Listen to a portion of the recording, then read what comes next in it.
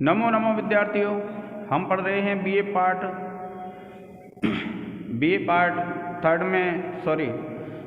First में संस्कृत विषय, और संस्कृत विषय में पढ़ रहे हैं हम व्याकरण। अब देखिए, इससे पहले हमने जो पढ़ा था वह पढ़ा था, एक सूत्र था तुल्यास प्रयत्नम सवर्णम। अब तुल्यास प्रयत्नम सवर्णम ये कहता है कि जिस वर्ण के उच्चारण स्थान और आभ्यंतर प्रयत्न समान होते हैं, जिस वर्ण के उच्चारण स्थान और आभ्यंतर प्रयत्न समान होते हैं वह वर्ण सवर्ण संज्ञक होता है। अब देखिए, इसमें एक शब्द आया था उच्चारण स्थान, तो आज हम पढ़ेंगे उच्चारण स्थानों को।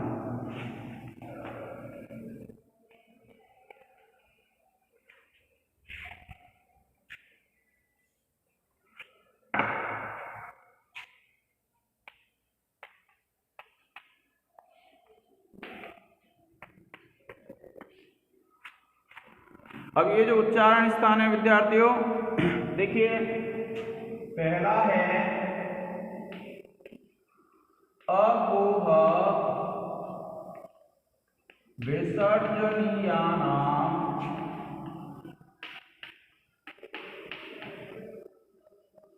कंठः।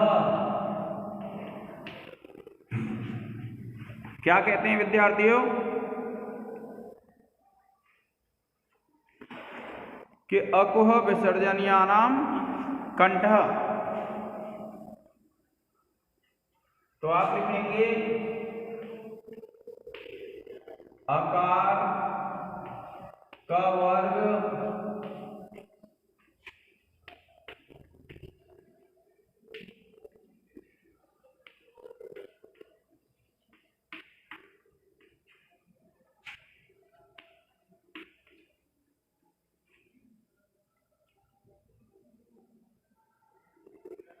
अकार का वर्ग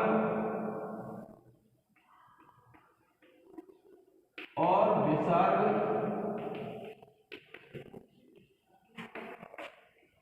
का उच्चारण, अकार का वर्ग और विसर्ग का उच्चारण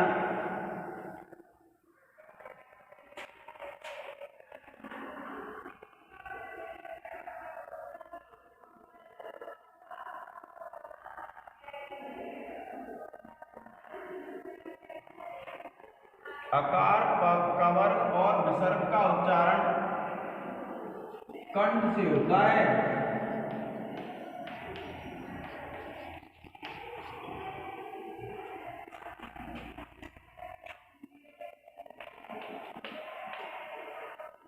देखिए, अकार से तात्पर्य विद्यार्थियों 18 प्रकार का आकार है, और क वर्ग से तात्पर्य है क ख ग ग ग, और विसर्ग आप जानते ही हैं, तो विसर्ग का उच्चारण कंठ से होता है। अब देखिए विद्यार्थियों, ये जो विसर्ग है वो क्या है? अयोगवाह है।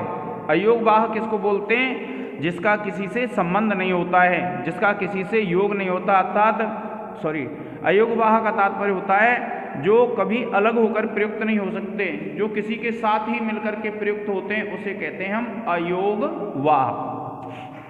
अयोगवाह किसको कहेंगे? जो वर्ण स्वतंत्र रूप से प्रयुक्त नहीं होता है, जो किसी के साथ ही मिलकर के प्रयुक्त होता है, उस वर्ण को कहते हैं हम अयोगवाह वर्ण। अब देखिए, ये जो विसर्ग है, अगर अकार के आश्रित होगा और अकार के यदि आश्रित होगा तो ये जो विसर्ग है वह कंठ से बोला जाएगा। यदि मान लीजिए कोई कहता है कवियः शब्द है, और कवियः शब्द है, तो कवियः शब्द में क्या होता है विद्यार्थियों? ये जो विसर्ग है वो ई के आश्रित रहता है। किसके आश्रित रहता है? ई के। और ई का उच्चारण स्थान क्या है? तालु है, तो इसका उच्चारण कहाँ से होगा? तालु से होगा। अब उसके बाद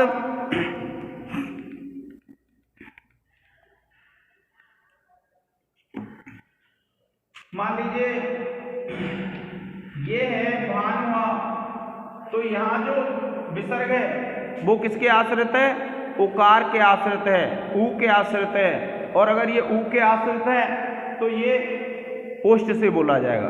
तो इसलिए आपको ध्यान रखना है, जो विसर्ग जिस वर्ण के आश्रित होता है, जिस स्वर के आश्रित होता है, वह वहीं से बोला जाता है जहां से वह स्वर बोला जा रहा है।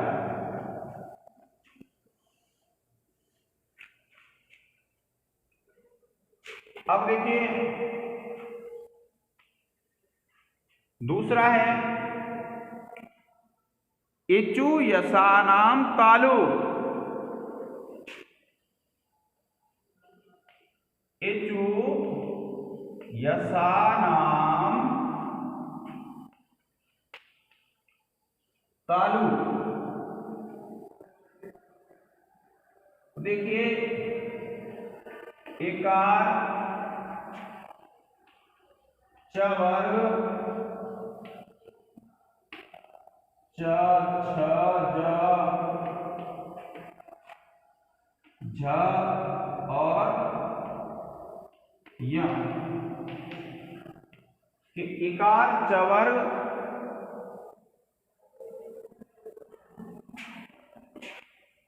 यकार और सकार का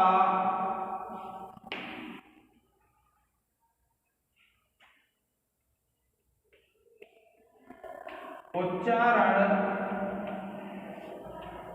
इकार च वर्ग यकार और सकार का उच्चारण तालु से होता है।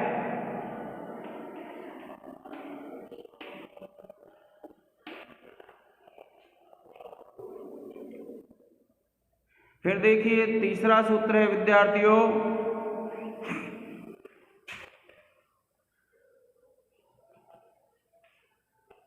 लिरि तुलसानाम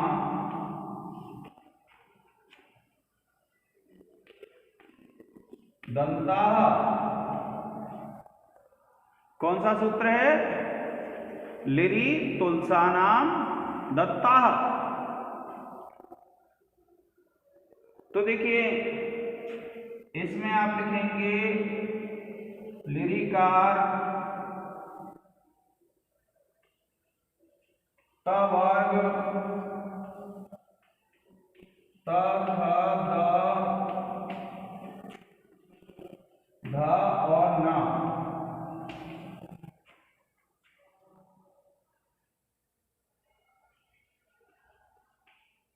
लकार और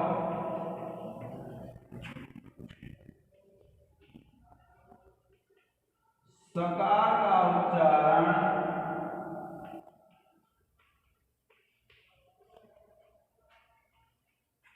दंत से होता है।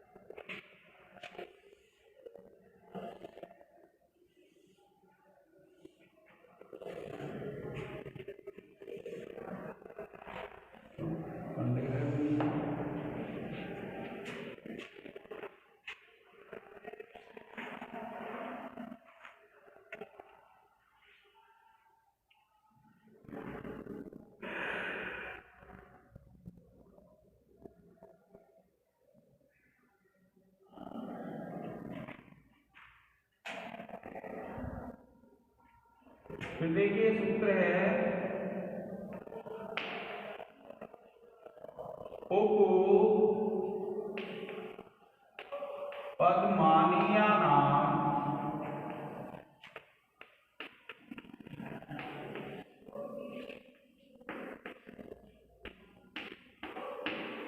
ओष्टौ।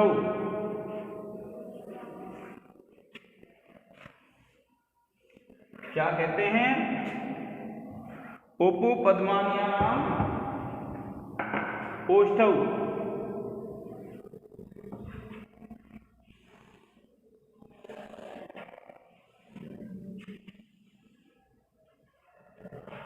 अब देखिए उकार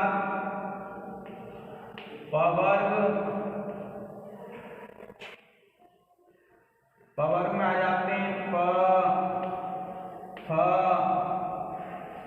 ब, भ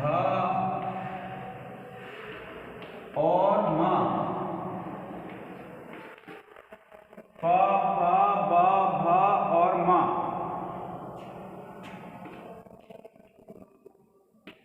उपपद्मानीय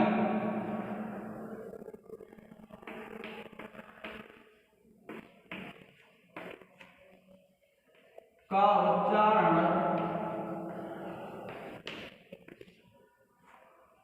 उकार पवर्ग और उपपद्मानीय का उच्चारण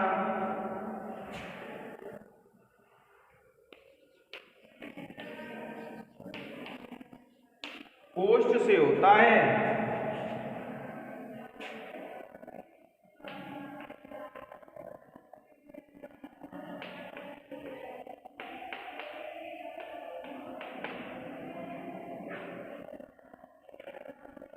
अब देखिए विद्यार्थियों, उपपद्मानी किसको कहते हैं कि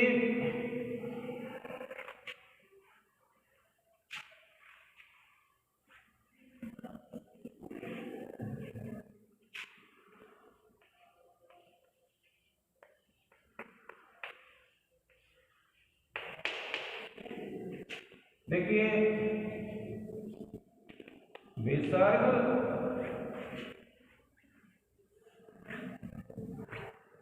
देखिए स्वर के बाद प और फ, स्वर के बाद प और फ से पहले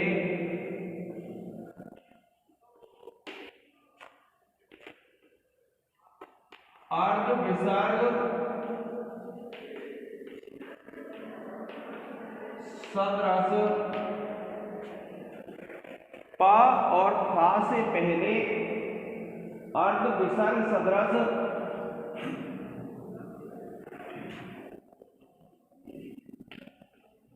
ध्वनि को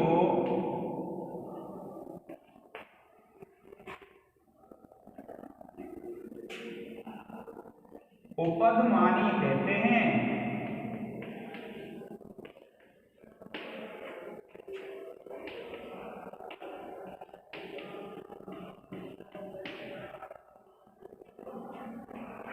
देखिए जैसे आप वाक्य लिखते हैं रामः पुस्तकं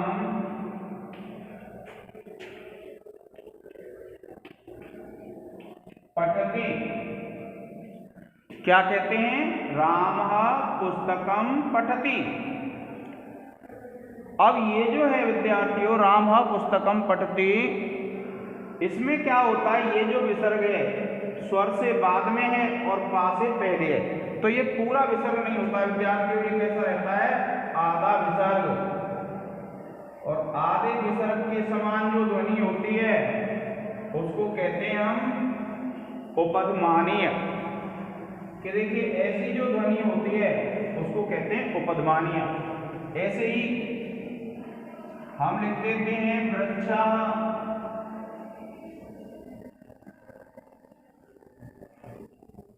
क्या लिख देते हैं? वृक्षा फलन्ति। इसका अर्थ क्या होता है? वृक्ष फलते हैं। क्या लिखेंगे? वृक्षा फलन्ति। वृक्ष फलते हैं। तो ये जो हैं ये ऐसे वाक्य हैं विद्यार्थियों जिन वाक्यों में आप जब देखेंगे तो स्वर है और स्वर के बाद क्या है, या तो पा हो या फा हो, तो उसके बीच में जो विसर्ग आता है वह पूर्ण विसर्ग नहीं आता है विद्यार्थियों। वह कैसा विसर्ग आता है? आधा विसर्ग आता है, अर्ध विसर्ग आता है। और जो आधा विसर्ग आता है उस आधे विसर्ग को ही हम क्या कह देते हैं? उपध्मानीय कह देते हैं। कब? पा और फा से पहले जो आधा विसर्ग आता है उसको कहते हैं हम उपध्मानीय। इसका एक स्क्रीनशॉट ले लें विद्यार्थियों।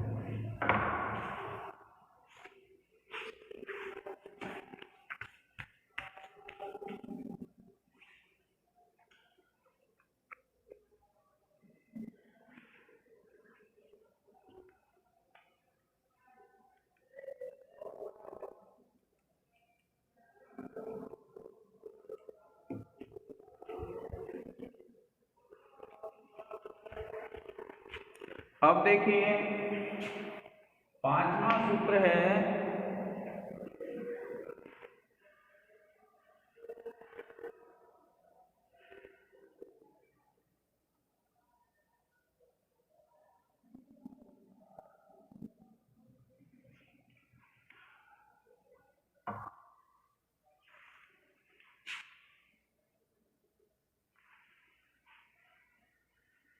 देखिए एक सूत्र रह गया है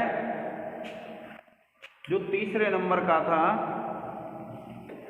ये तीसरे नंबर का है विद्यार्थियों। और जो आपने पढ़ा उपपद्मान्यानावोष्टौ वह चौथे नंबर का है। तो देखिए ऋतु रसाणाम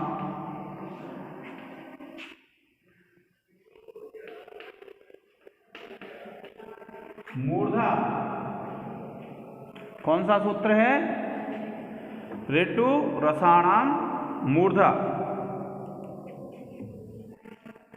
तो देखिए क्या कहते हैं,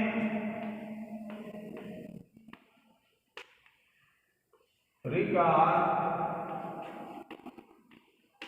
ट वर्ग ट ठ ड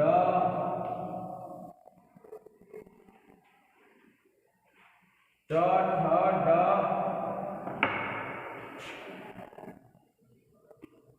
ढ और ण।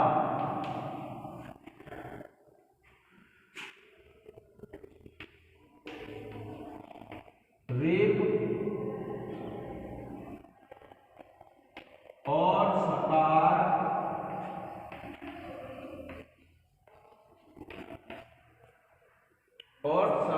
का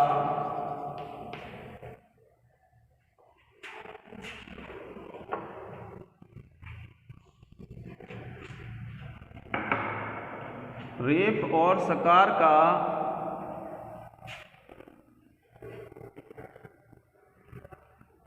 उच्चारण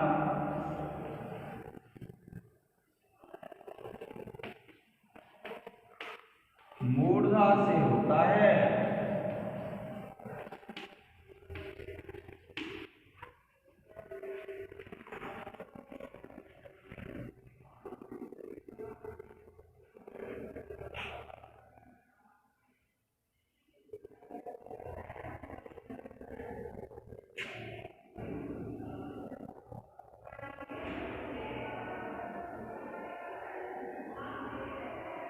देखिए रिकार से तात्पर्य 18 प्रकार के रीप का, टा से मतलब है टवर्ग ट ठ ड ढ और रेप से मतलब है र और सकार का तात्पर्य होता है मूर्धन्य स। इनका उच्चारण कहाँ से होता है विद्यार्थियों? मूर्धा से। अब देखिए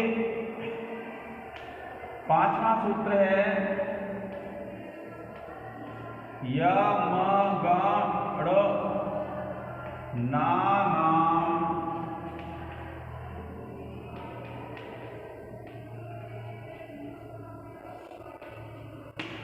नासिकाच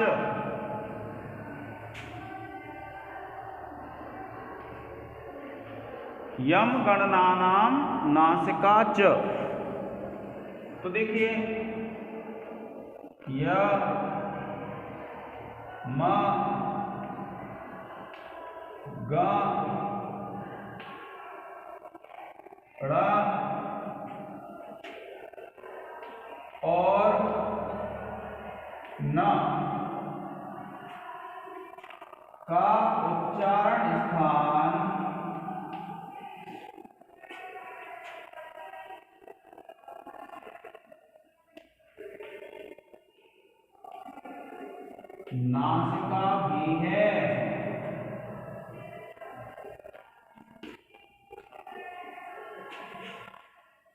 य म गण और न का उच्चारण स्थान नासिका भी है।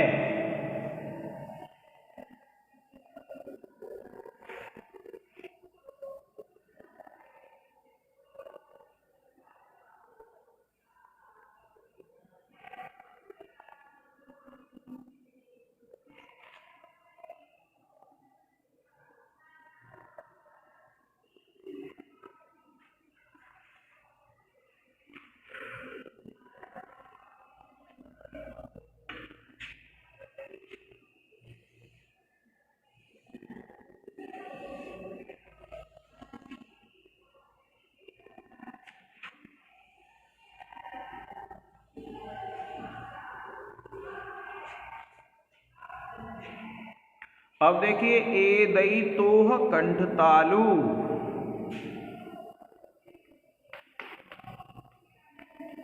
ए दई तोह कंठ तालु। आगे देंगे ए और आई का उच्चारण, ए और आई का उच्चारण कंठ तालु से होता है।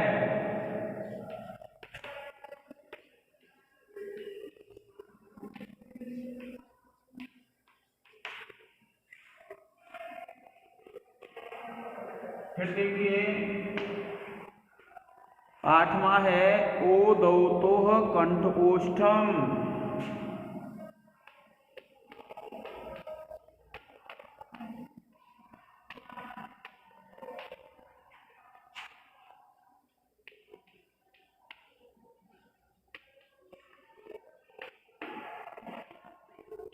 तो आप लिखेंगे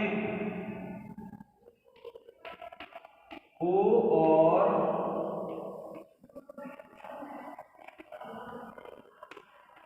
औ का उच्चारण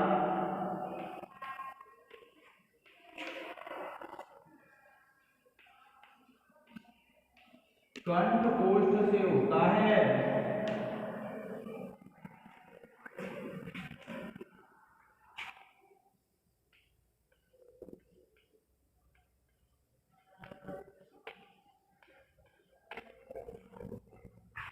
और उसके बाद है विद्यार्थियों, आप इसका एक स्क्रीनशॉट ले लें। उसके बाद है 9वां सूत्र है वकारस्य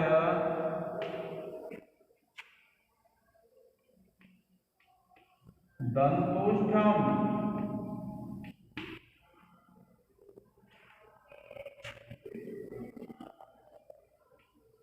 वकार का उच्चारण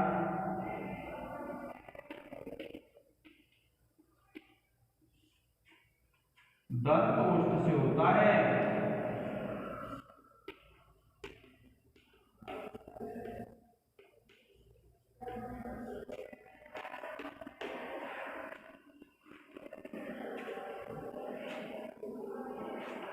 वकार का उच्चारण दंत ओष्ठ से होता है।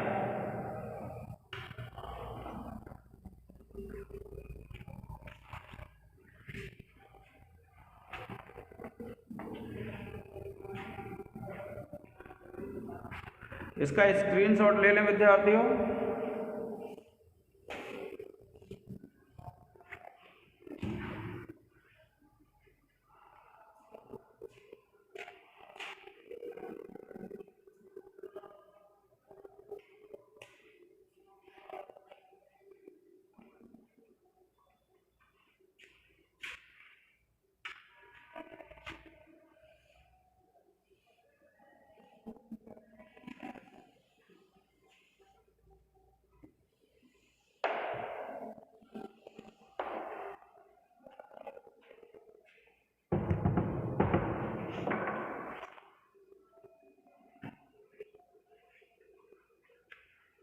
देखिए फिर एक है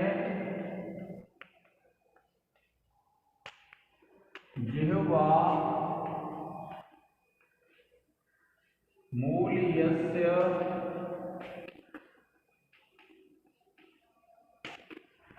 जिह्वामूलम। तो ये क्या कहते हैं, देखिए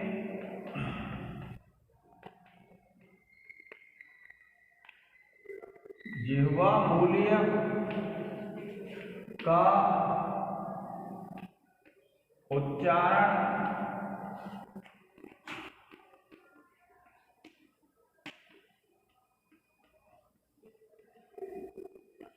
जिह्वा मूल से होता है।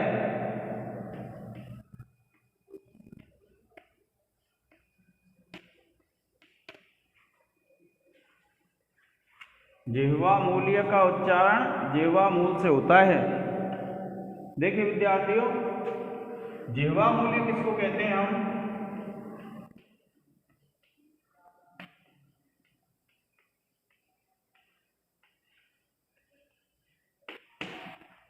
जिह्वा मूल्य कहते हैं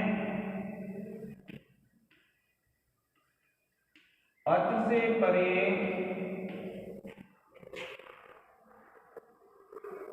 का या ख से पहले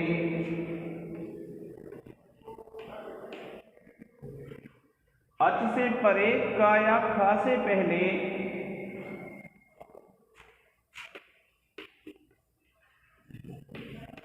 आधे विसर्ग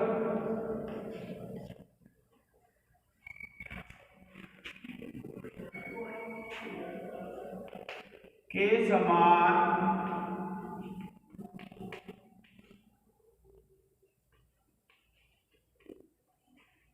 ध्वनि को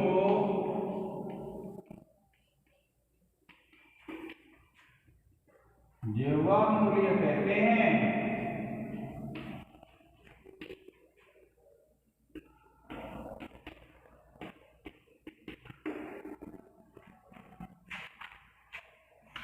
क्या कहते हैं विद्यार्थियों के अच से परे का या खा से पहले जो आधा विसर्ग होता है उसके समान जो ध्वनि होती है उसको क्या कहते हैं? जिह्वा मूल्य कहते हैं।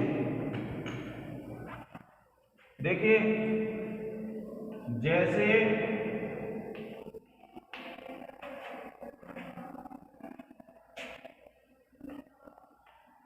राम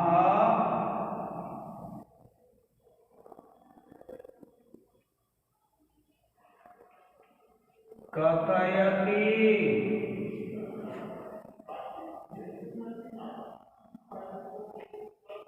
अब इसमें क्या है विद्यार्थियों, ये है जो विसर्ग हैं वे आधे विसर्ग होंगे।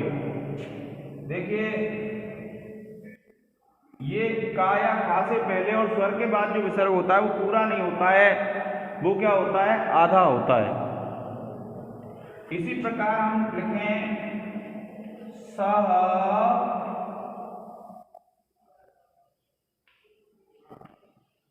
खादति। तो आप देखिए ये भी क्या है, अर्ध विसर्ग हो जाएगा। तो ये जो अर्ध विसर्ग सदृश जो ध्वनि होती है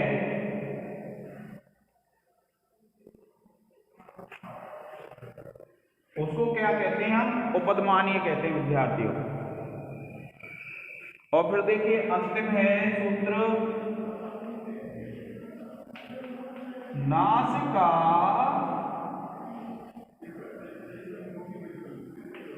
अनुस्वारस्य।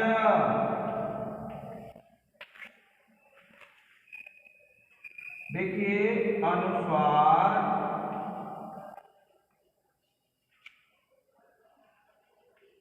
का उच्चारण, अनुस्वार का उच्चारण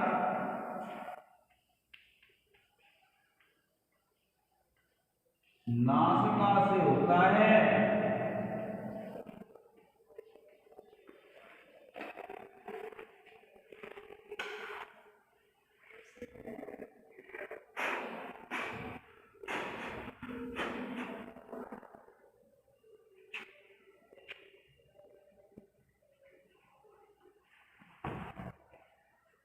प्रिय विद्यार्थियों इसका एक स्क्रीनशॉट ले लें।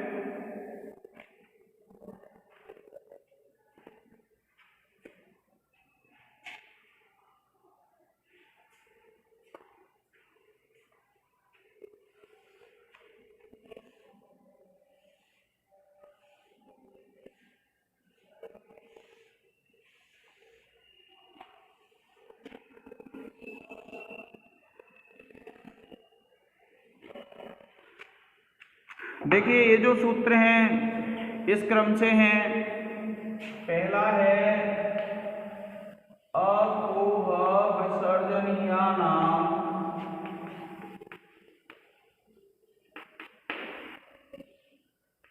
कंठः। दूसरा है इचु यसानाम तालु।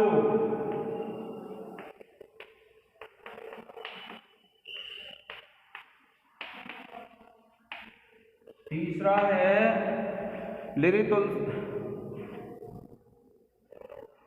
ऋतु रसाणाम मूर्धा।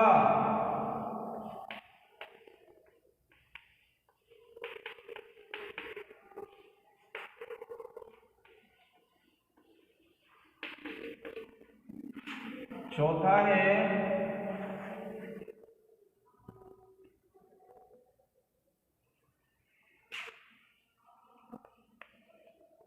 लिरि तुलसानाम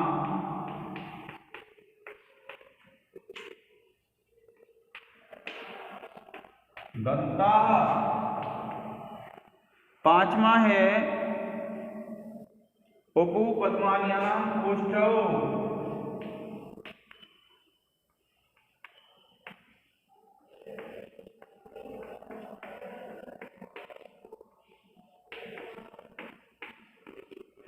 इसके बाद छठवां है यम गण नानाम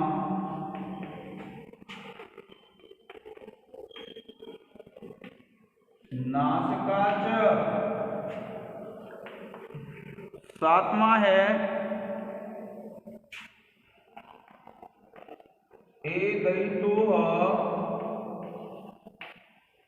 कंठ तालु। आठवां है ओदौतुः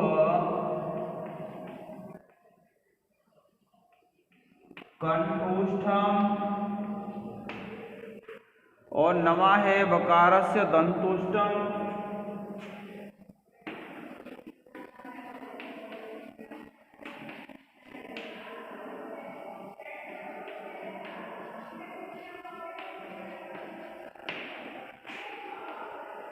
और दसवां है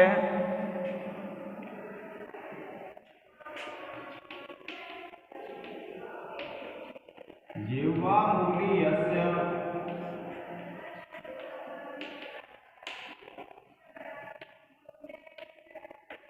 जिह्वा मूलम 11 नासिका अनुस्वारस्य। प्रिय विद्यार्थियों, इसका एक स्क्रीनशॉट ले लें। आज के इस लेक्चर में इतना ही। धन्यवाद।